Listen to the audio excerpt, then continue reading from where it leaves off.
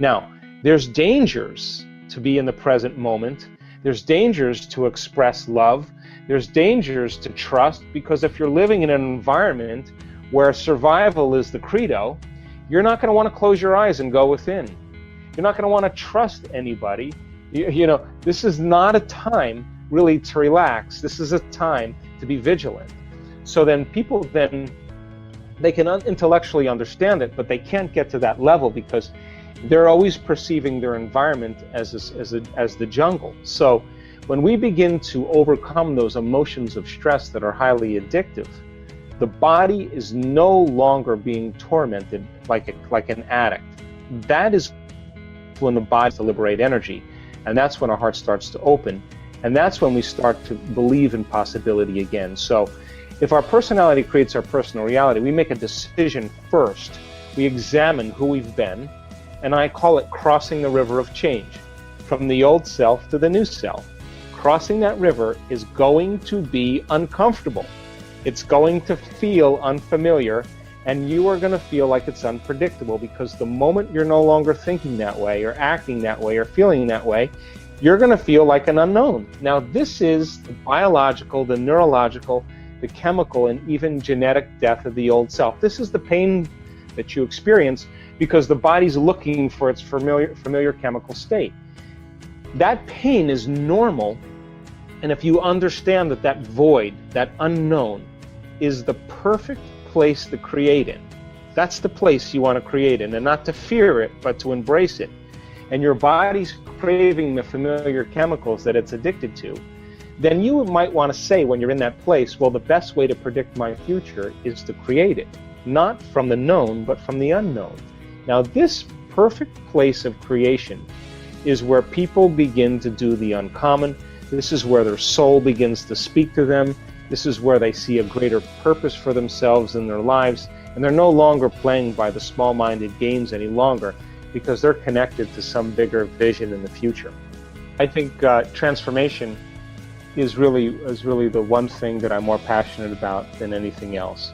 And so I think number one, taking time out of our busy day for ourselves is the greatest service that we can do for ourselves, for our family, for the people we work with, and for our community. Now, if most people's attention is on their external environment, on their body, and on time, and they wake up every morning and they get out of bed and they do the same thing they've been doing for the last 20 years, then their body's already programmed into a predictable future. Their body's already on autopilot. They have a thought of the coffee pot, and the next thing they know, they have coffee in their hand. They have a thought of the shower, the next thing they know, they're in the shower. They have a thought about going to work, the next thing they know, they're in their car. So their body is following their mind. If they're living by the same emotions every single day, then their body, for the most part, is in the past, because emotions are a record of the past. So finding the sweet spot of the present moment in our meditation is so highly important, because the body has been trained to be in the future. So then most people, when they take their meditation and they stick it in as another thing to do so they don't have to feel guilty, that's not the answer either. Working with your body and understanding that it's the animal, and we do this in our workshops. We make people, we don't make them, we ask them in their meditations to really get to that point where they're unfolding in that infinite field of potentials as thought alone. In other words, if you're going to heal yourself by thought alone, or create something in your life by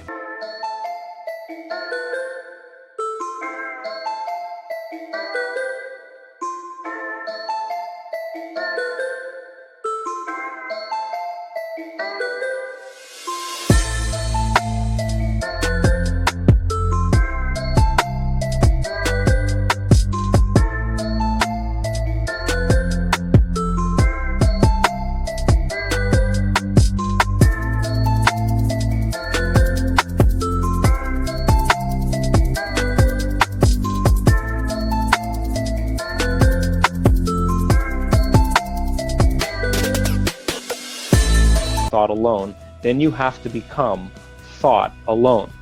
This is the key element where all of a sudden now, when you keep practicing bringing your body back into the present moment, and you become aware that it's thinking about Or what about this thing I have to do, and this plane I have to catch, and this contract I have to sign, and that person I have to call?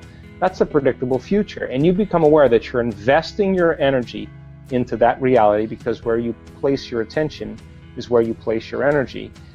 Or you're living by some emotion of impatience or frustration or vigilance, then you're siphoning energy out of the present moment, and you have no energy to create with. So every time you become conscious that you're moving out of the present moment, and just like riding an unbridled stallion, every time you bring that body back into the present moment and you relax it back down into the present moment and you surrender into nothing, every time you do that, you're reconditioning your body to a new mind. In other words, you're not allowing your body to become the mind. Now, people will say, well, that's going to take a lot of work. And I say to them, well, what's the alternative? What do you want to do? You want to do drugs? I mean, nothing is going to help you to get to the present moment but you.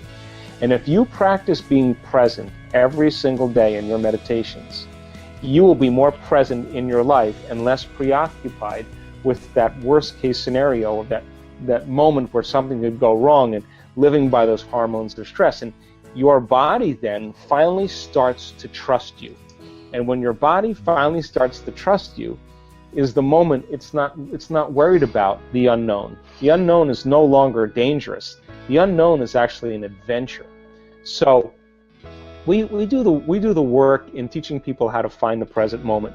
And when they begin to distinguish between when you're present and when you're not present, and they're able to do that well enough, they'll know the moment it's time to create. Now, this funny thing happens if you really lock into the present moment. All the things you thought you wanted, you no longer want, because you feel so whole in that moment, it's impossible to want. Now, that's when duality begins to unify, and that's the moment now where you're no longer living in polarity. I call that the natural state of being. And so finding the present moment is one of the key elements that we use. Once you find the present moment, then the next step is to teach your brain and body emotionally what a new future is going to feel like.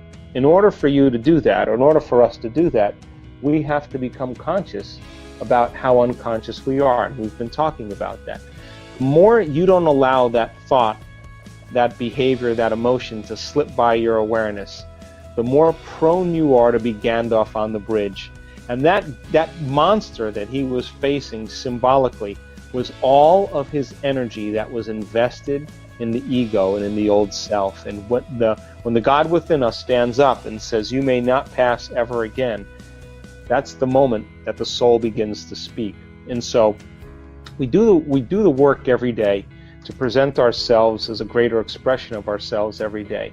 And in the beginning, it will feel unnatural, it will feel uncomfortable, but I swear there's been hundreds of people, once they start seeing the effects and they find true joy within them because they're pleased with themselves and they got beyond themselves. I mean, in the brain scans that we studied with people, I can tell you that when people get beyond themselves, they are so incredibly powerful. The self that's attached to the emotional body, that's attached to the pain, that's attached to the past.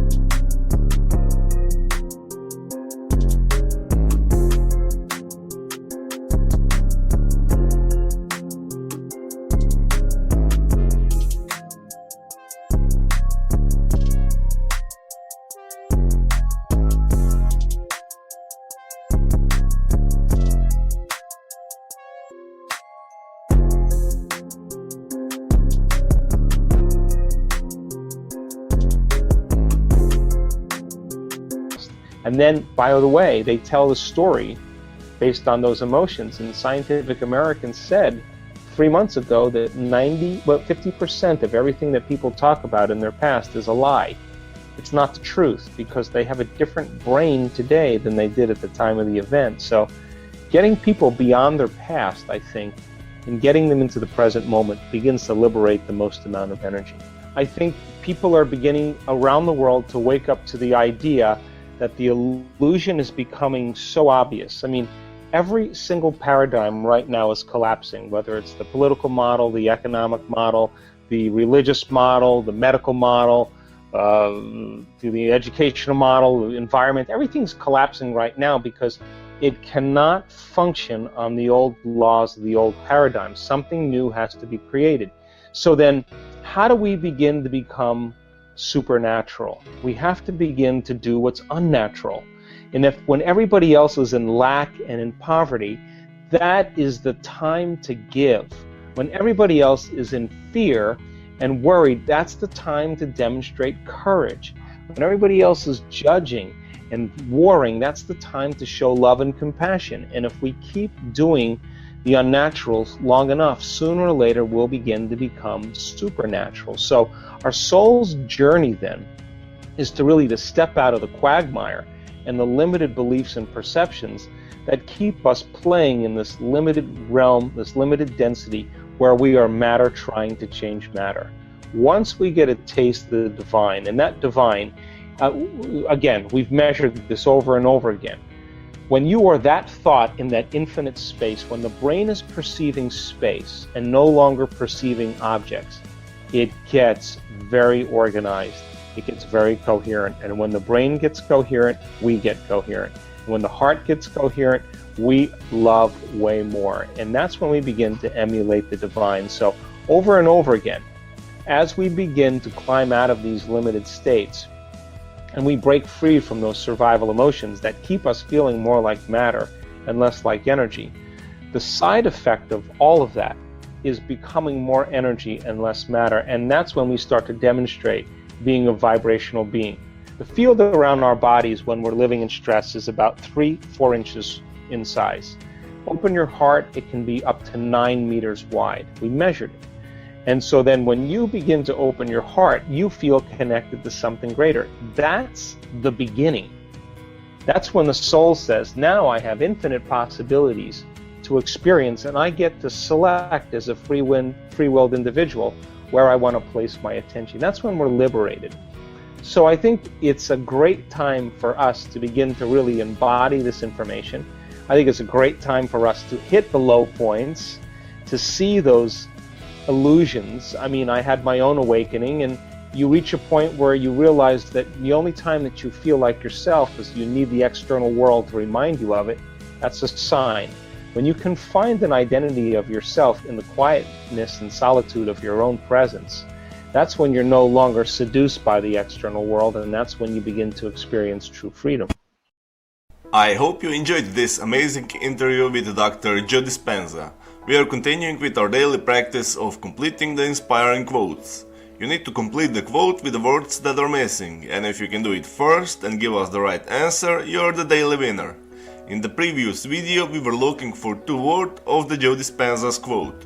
The quote goes like this: whenever you say I am anything, you're commanding your mind and your body towards, and the correct answer was a destiny.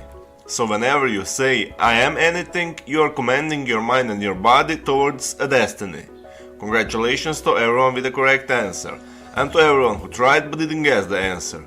Today's quote is also from Joe Dispenza. We are looking for 2 words, so the quote goes like this: turn your brain from a record of the past into a map of...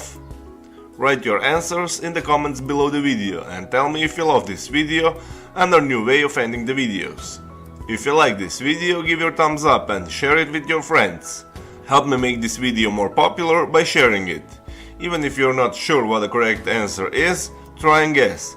The first one with the correct answer is the winner. So don't forget to subscribe and hit that bell button and don't miss any of new videos and new challenges.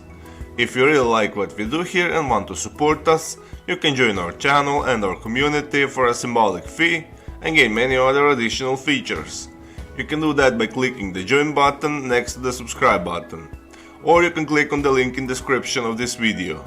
Stay good and have a great day!